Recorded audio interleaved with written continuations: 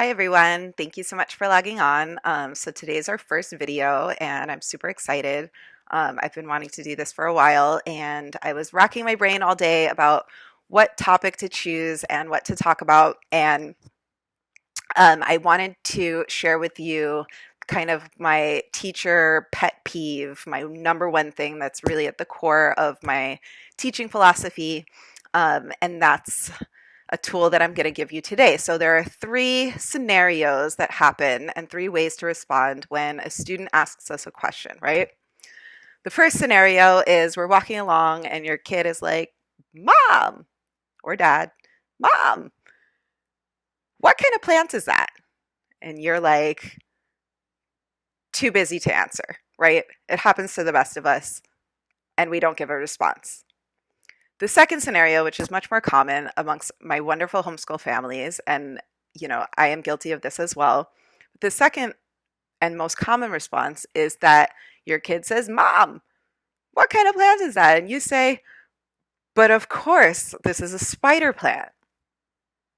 Now your kid has just learned that this is a spider plant.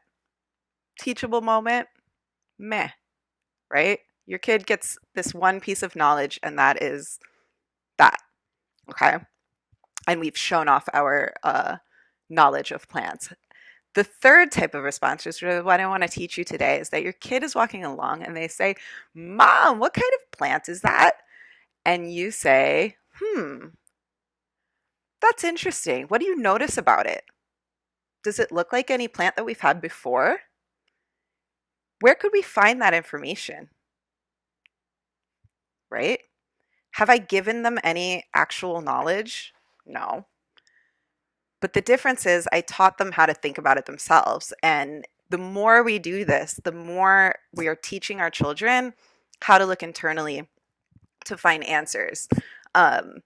We live in a world where all knowledge is just at our fingertips, right? It's no longer the teacher's job to just impart knowledge and to be the expert. We are preparing kids for a future that really we don't know what it's going to look like. We're preparing them for jobs that probably don't exist right now. So it is so important that we're teaching them how to be creative and how to think.